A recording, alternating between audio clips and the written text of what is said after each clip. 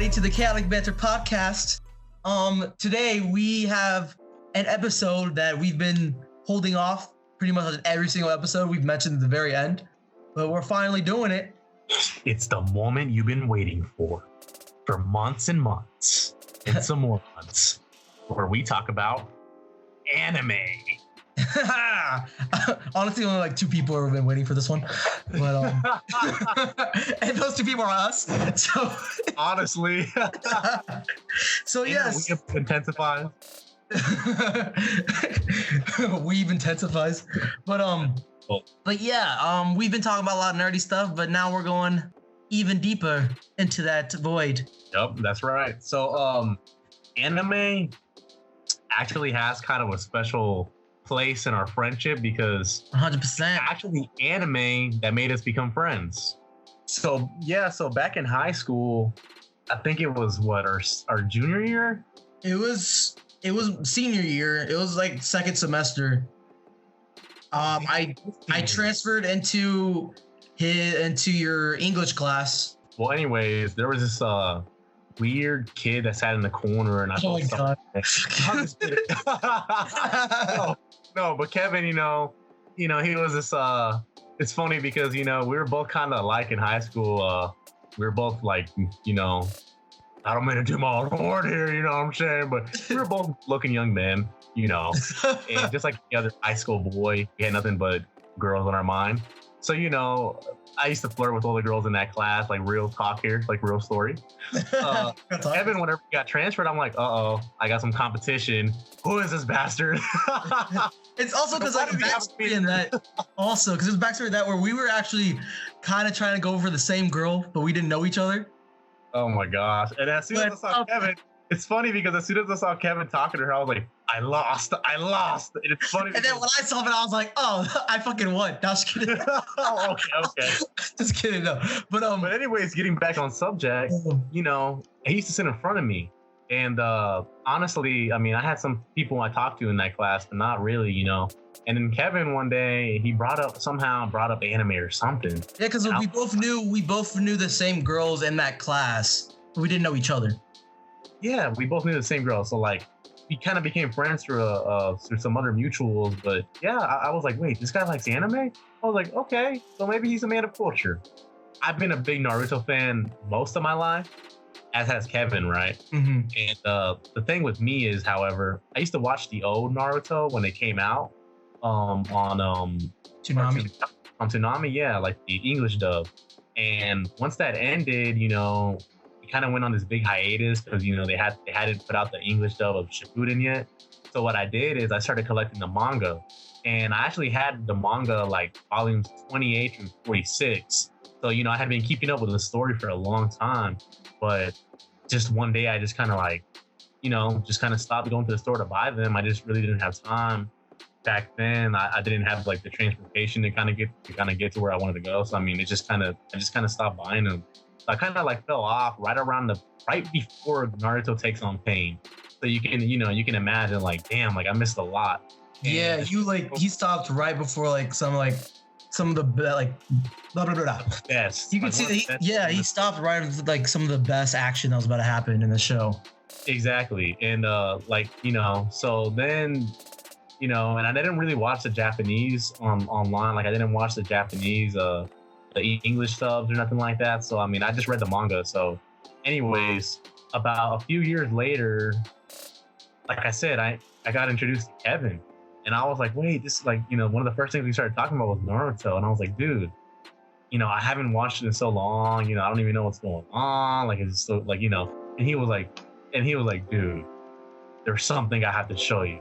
And I was like, okay, who does this man think he is just coming up in my house? Like, yeah, it's not like I was invited or anything, I just walked in his living room. I was like, give me your Xbox. We're looking this up. But he pretty much strapped me to the table and was like, you're watching this, damn it. I'm like, all right. I don't know you, but okay.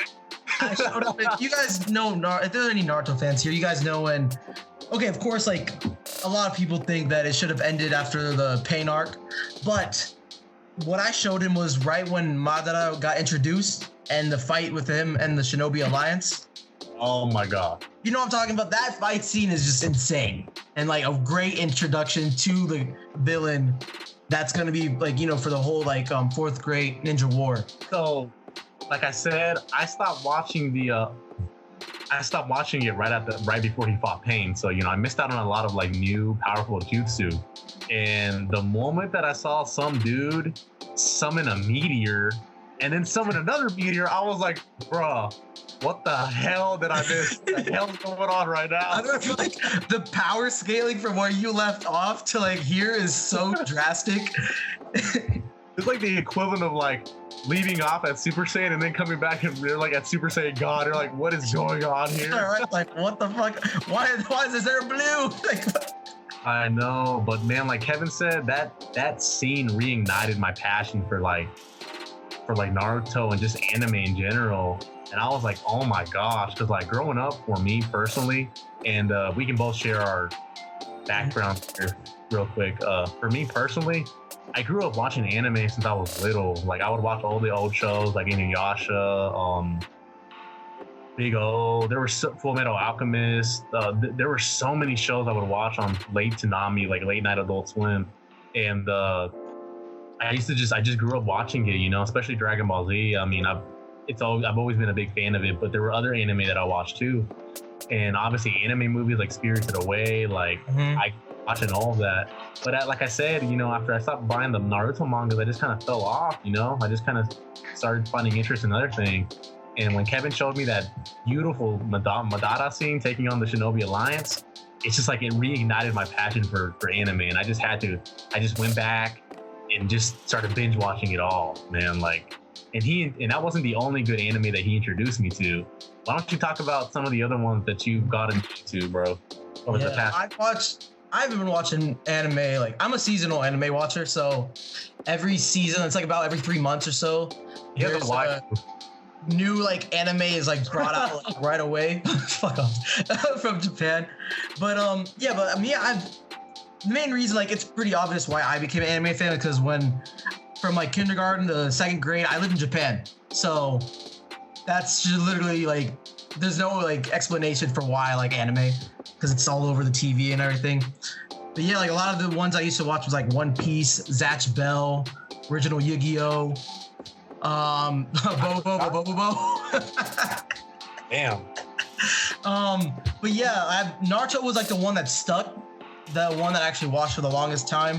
And after like through that, I found a lot of like sites and stuff online that like shows a lot of new animes and stuff. But like My Hero Academia, which became really popular, that I got Anthony to start watching. He's really behind though, like always.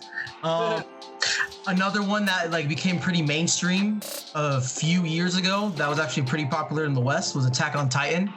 And I have to say, it's like the story writing right now is just phenomenal.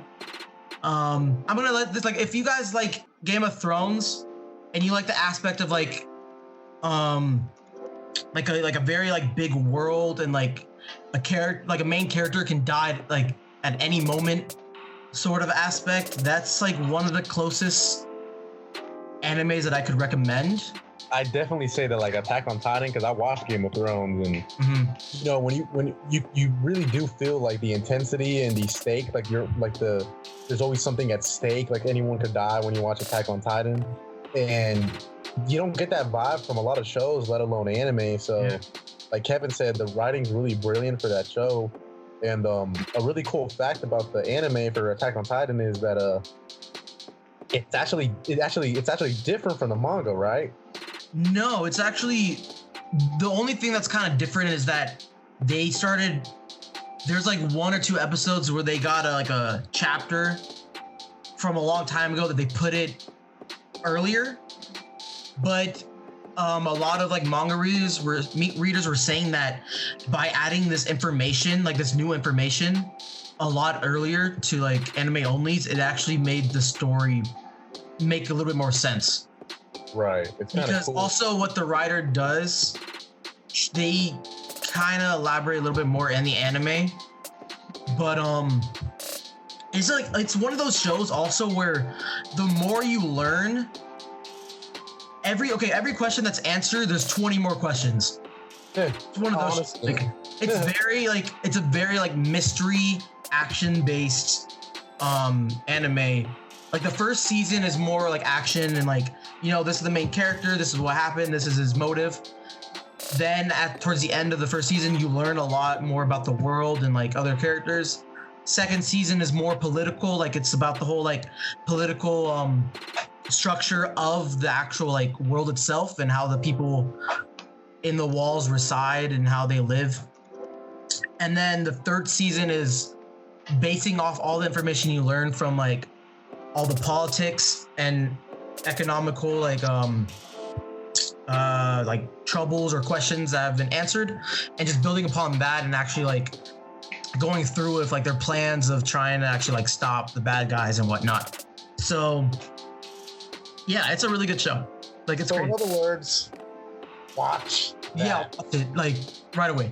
But another popular anime that came out recently that was actually like a lot of people like a lot of like Attack on Titan was one of the animes that brought a lot of people that didn't really like anime to actually consider it.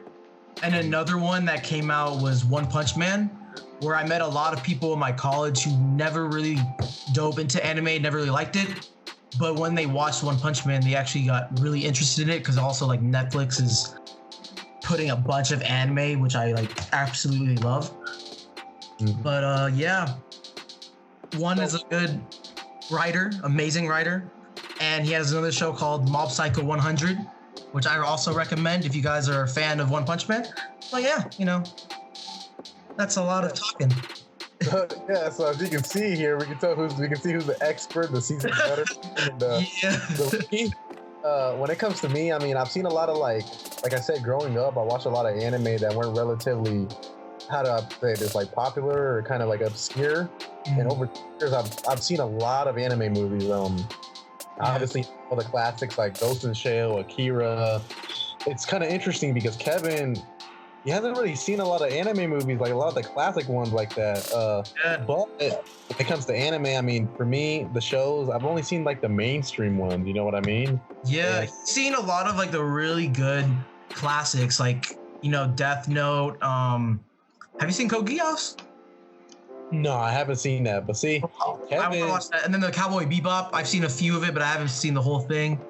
Yeah, I have all that. I'll have all that on Blu-ray. Oh yeah, because like main reason like for me, because like I used to watch all my anime on Toonami, mostly, and like, you know, at that time it was like Naruto, One Piece, Soul Eater, Bleach was around, but I was kind of weird. I didn't really like get into it because I thought it was for like older kids at the time. I love Bleach. But yeah, like once Toonami ended, it was that kind of like, that took me away from anime for the longest time. So then I started picking up with seasonal. That's why I haven't really watched a lot of the classics, and I've only seen some parts of like Evangelion and stuff like that. So yeah, Anthony has a lot more knowledge on like the actual like classics. Like if you're an anime fan, you have to watch those. I'm just very lazy and behind. I mean, yeah, so, you know, there's things that I know that he doesn't know, which is surprising. But Kevin, I mean, he's seen hundreds and hundreds of anime. So, you know, aside from like the mainstream ones, there's so many that, and he tells me all the time, like, you have to watch this, you have to check this out. I'm just like, dude, I don't binge watch anime like you do, bro. Yeah. I remember he asked me for a list, and I gave him like 20 recommendations of like animes that came out that are like super good. He gave me like 20, and it was like the summer before I went to go visit him, and he was like, I expect you to watch all these within the next 2 months before you come see me. Like, you're smoking, so what are you smoking, bro? Because I'm not gonna be able to do that. But still, like, I tried to get him to watch this one show that I really wanted to watch, and this dude wasn't fucking paying attention. It pissed me off. The funny thing though is, with the mainstream animes, the ones that are kind of like out right now, like the big ones, like My Hero Academia and One Punch Man and Attack on Titan. Mm-hmm. Kevin's the one who kind of got me to watch those shows, and man, like so the thing with me is, I don't watch it every week. I usually wait for it to build up, and sometimes it's intentional. That way I don't have to, like, you know, wait every week and be suspenseful and all that. I can just kind of binge watch it, which is pretty much what I did with One Punch Man and Attack on Titan and My Hero.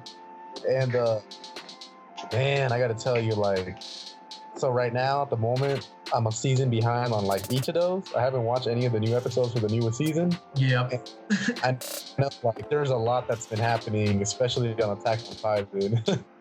Dude, the story's just so good. But yeah, like, I don't know, like a lot. Yeah, I get a question where a lot of people are like, you know, they're more binge watchers like you. They're like, I can't like stand like the cliffhangers and the suspense and everything. I'm like, yeah, that's why, like, for me, I watch multiple shows at a time. Cause like, you know, seasonal anime, there's like approximately 25, maybe 30 animes that get released.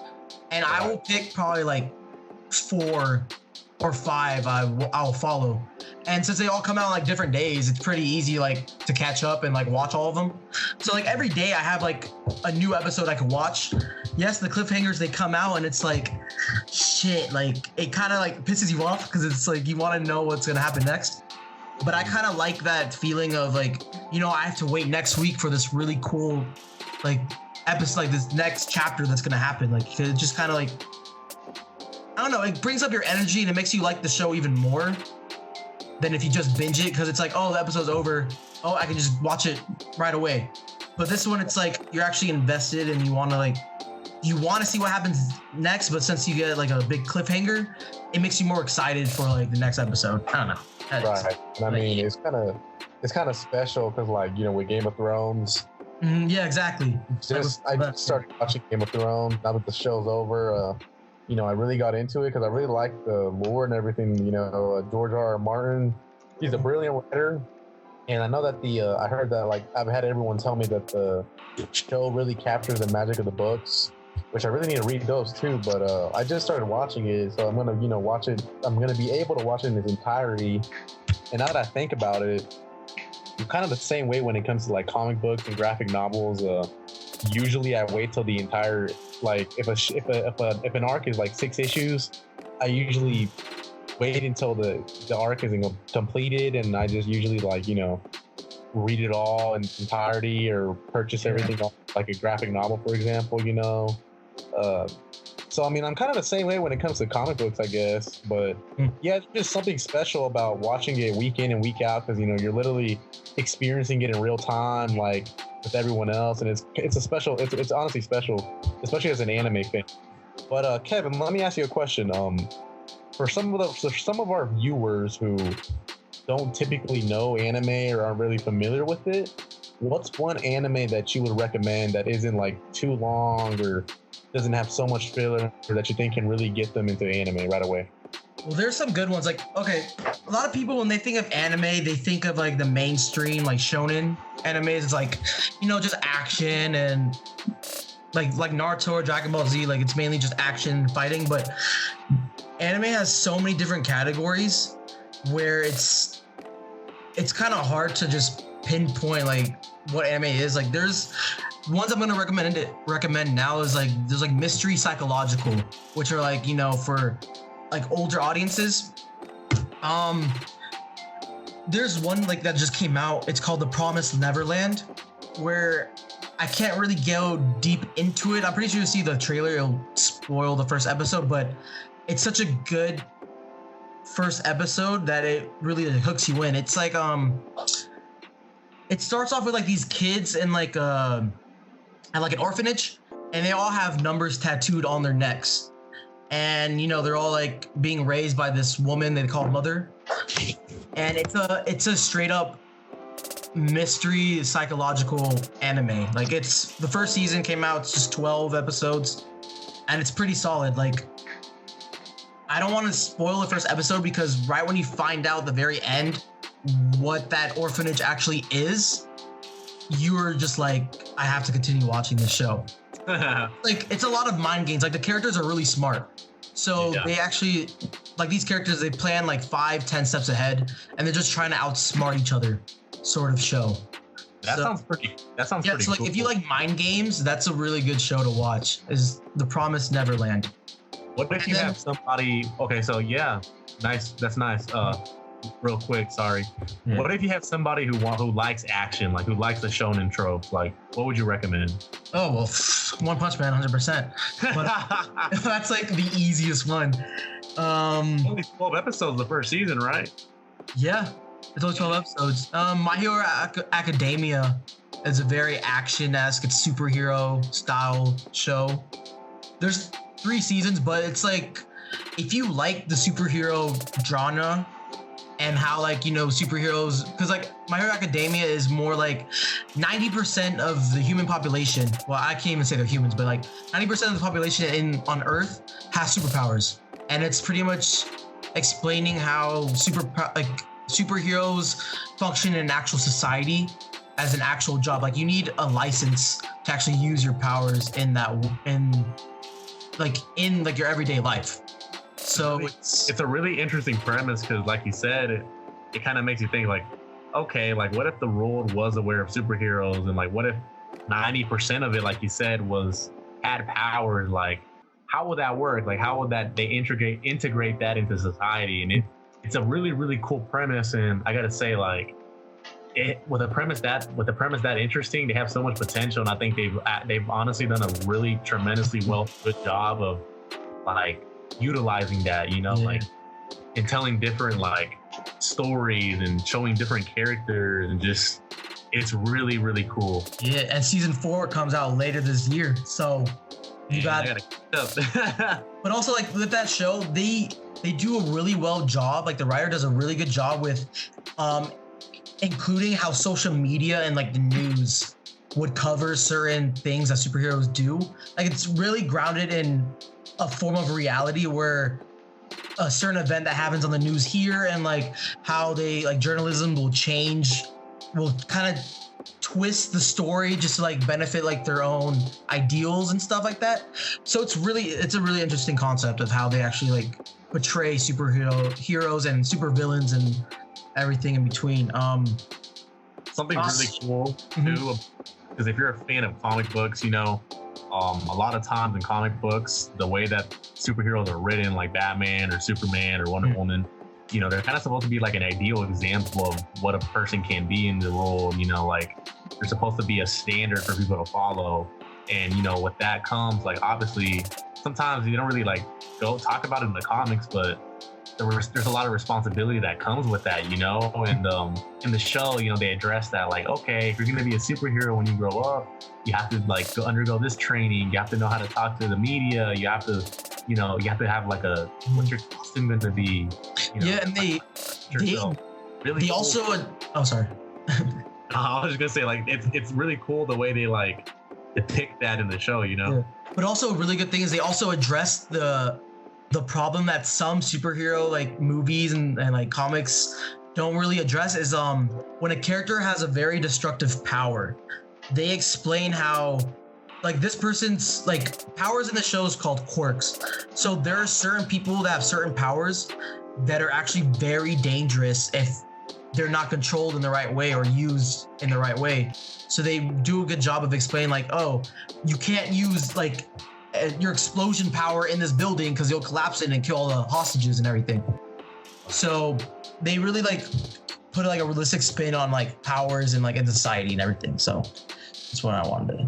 And that's really cool because like you said, you know, I mean, if you're a fan of comic books, you know, and you've grown up, especially here in America, the way that superheroes and stuff like that is depicted, and I mean, hell, even the way it's depicted, action stuff is depicted in anime. I mean, they really address like a lot of the little things that never really cross your mind, like okay, this building's gonna level down if you use your power, or think about your teammates, like you're up against this opponent, like what works best again, like where are the strengths and weaknesses, what can you use, how can this person use their quirk, like their quirk is fire, how can they use it to defeat someone who has a quirk that's water, like actually get it from a really strategic standpoint, and they kind of like, it's more than just, you know, just in your face action, like there's like a strategy to everything that happens. And they have like a few mind games that they'll play against like their opponent and everything too, just to like kind of throw them off. Right. Another, like, this show, the first season people say is really good. The second season it's not as good as the first season, but you can be actually really happy with just watching the first season of this. It's a really mature show. It's very Death Note. but it's called Psychopaths. And how do I explain the problem? Okay, this premise is like, what if society had a system that could pretty much guess who was a threat before they become a threat? So it's like the scary thing about that is that China's actually, they already have like a surveillance system and everything in place, like a microchip system that actually is kind of getting close to that. Yeah, so Psychopaths is like a complete, it's action, but it's a complete, like, it's a detective psychological show. So there's this thing called the Sybil system where they're like, these police officers have this certain gun where you cannot shoot it unless the system says that this person is a threat. So it kind of measures like their psychological levels and stress levels. But in the first episode, it shows like a really big flaw in the system where there's this woman, she's pretty much assaulted and like tortured by this like crazy guy. And their mission is to go get the crazy guy, like lock him up, or, you know, like kill him, because that's what the gun will allow them to do. There's different like lethal levels with the gun. And what kind of like a big flaw that they show in the first episode is that the woman that was assaulted and tortured said she was so messed up psychologically and like she has trauma, the system identified her as a potential threat in the future. So she was pretty much labeled as like a threat and had to be like taken into custody. So it kind of go over through that kind of process in society. Like, what if like, like psychopaths or sociopaths where they can control their emotions or like or don't even have emotions? How would that work in a system that measures this sort of like psychological status in a person and stuff like that? So there's certain aspects where someone is committing a crime, but since they are completely calm, the system doesn't identify as them a threat. So it's like it gets very intense and really messed up in certain parts of the show. So yeah, there's like no way that something like that would even remotely work in real life. yeah, exactly. That's why the show is pretty much showing like you can't measure people through like, something like this. So it's really like it really makes you think about like the other perspective, like also like murders and stuff. It really like puts the whole like perspective of like what they could be going through, and also people who go through certain traumas and stuff. Like, yeah, it's really good. It's really interesting. I actually watched the first, like Kevin mentioned it earlier. I wasn't paying attention, but I really was. But okay. I watched the first episode or the first few episodes when I went down with him to Italy, and I was staying with him in his apartment. And I was actually like, it was really good. I was actually like pretty hooked. It's definitely something that I'd go back and watch in the future. I really enjoy that. Yeah. And they're making a third season too, so even better. Dang, all these freaking third seasons. Okay, but anyway. Another good show that I recommend actually is if you're a fan of psychological thrillers, and if you love that kind of stuff, like that kind of mystery, I would definitely recommend Death Note. And it's on Netflix too, so you people can stream it and binge it completely. That's right. It's on Netflix, so it's really accessible. It's only 2 seasons. It's a total of like, I want to say maybe 35 episodes, maybe less than that, but I gotta say, man, like that first season, it's just incredible. Pretty much the premise of the story is that there exists like another realm, I guess, where these gods of death, Shinigamis, yes, they basically write their life purpose is to just write people's names in a book. And by writing their name in the book, they die. They can say they can control how they die if they just write their name. And there's like a lot of little intricate aspects to it. Like if they just write their name in the book, and in 60 seconds they'll die from a heart attack.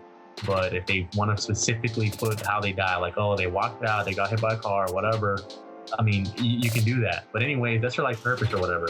And one of the Shinigamis, he grows bored with it, so he drops his book into the human world.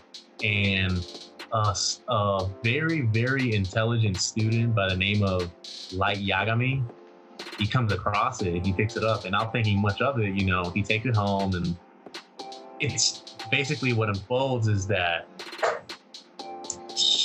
he finds out that the Death Note has the power to kill people, you know, and it comes with instructions too, so you know he's able to figure out more about it. And basically, out of all the people that could have gone in it, it turned out to be him. And the thing about this guy is he's kind of like he basically deems himself God. Like, you know, he thinks it's his purpose to purge the world of all evil, you know, people who commit crimes and stuff like that. So that's exactly what he started doing. And you know, people start noticing in the news, like all these people are dying, all these inmates, whatever, all these people are dying, you know, what's going on. And the pretty much like, if you can look at Light as either the antagonist or the protagonist of the show, it depends on your point of view. It's really interesting, but his rival basically is probably like the best detective in the world. And he's a fellow by the name of L. And basically what happens is he works together with the Japanese intelligence and everything like that, and with America. He basically like, hey, let's catch this guy. You know, I don't know who he is, but I'm gonna catch him. And L is so smart. I mean, he is like smarter than Batman. That should tell you how smart that man is. Basically, what the show is, I mean, that's basically the premise of the show, is you have like these two brilliant minds playing a game of chess, trying to see who can expose who first, like, you know, who can catch his identity if he can, you know. And it's just, there's just so much to it. And there's another part too, but I don't want to like reveal it because you shouldn't. Yeah, when you find this out in the show, you're just like, oh my gosh, like the plot just thickens, like holy crap. Like a lot of these shows that I haven't watched, but I know like pretty much everything that happens. So that's one of the main reasons why I haven't really watched a lot of the classics, is because like, you know, they're so old, everyone knows the endings, but I want to like just see it for like the writing aspects of it. The writing is so good. I will say that a big complaint that people have is that like, as the show goes on after season 2, the writing kind of seems like they kind of like run out of ideas, but yeah. I think it's just the perfect show. I think that even though I know what happens and I've seen the show multiple times, I just keep watching it because the way it's directed, the way it's written is just so brilliant. It is so damn good. And I honestly got to say, like, that show has some of the most clever ideas that were so brilliantly executed. And I don't know, it's just awesome. It's definitely something that I recommend Evan and anyone listening to this podcast to watch if you haven't already. Do not watch the live action. Fuck that shit. Yeah. Do not watch the live action. Okay, that's all I need to say. All that. Please stay away from that atrocity. But yeah, that's pretty much all. That's a lot of anime. But anyways, yeah. So there's a little bit of background for us, you know, about what anime means to us. Some of the animes we're currently watching, and some of the animes you should watch. 100%. Professor Kevin over here. Yeah, if you want more recommendations, just put it in the comments below. I have so many. Yeah, so many, like, seriously. But, you know, we want to make, like, we've been talking about this for a while, you know, we want to continue to pour out more anime videos and stuff like that, because it honestly is a big part of our friendship and our lives. And, you know, just like Kevin kind of provided some anime to watch, hopefully in the future he can continue to do that, as can I. And, you know, hopefully next time we can talk about something else with anime movies, or shoot, there's just so much to talk about. Or we can make a whole episode about Naruto. Okay. Or, you know, once you catch up on Attack on Titan, we can actually talk about it. Oh, spoiler review. I have no idea what's going on in season 3, and I feel the hype. Like, bro, like, it is the best season. Like, the last 5 episodes is like the best episodes you'll ever watch. You gotta be kidding me. No, I'm not. Oh my gosh. That just tells you how good this show is. So watch Attack on Titan, please. But okay. If you guys don't know where to watch it, can give you websites you can watch these shows on for free. Oh yes. Okay, but yeah, that's our anime discussion for today's episode. We're happy you guys were able to, sit here and listen. And if you made it through the episode, well, what are you waiting for? Click on that link and go watch you some anime. Yeah. Actually, might put down a website that I use down below just so you guys can watch it, There you go. There you go. All right, guys. Thanks for everything. Thanks for listening. Leave a like, leave a comment. We really appreciate your feedback. Tell us about some animes that you watch. If you watch anime, about maybe some anime that you watch. We'd like to hear it, And if you don't like anime and you actually made it all the way through, I respect you very much. And explain to us what certain things that you don't like about anime, and I can recommend you some shows that don't have those certain aspects you don't like. If you don't, totally. If you're not a fan of anime, but you like say comic books or cartoons and stuff like that, if you're a fan of Avatar, for example, just Avatar: The Last Airbender. Avatar: The Last Airbender. yeah, just make sure. not the live action. Yeah.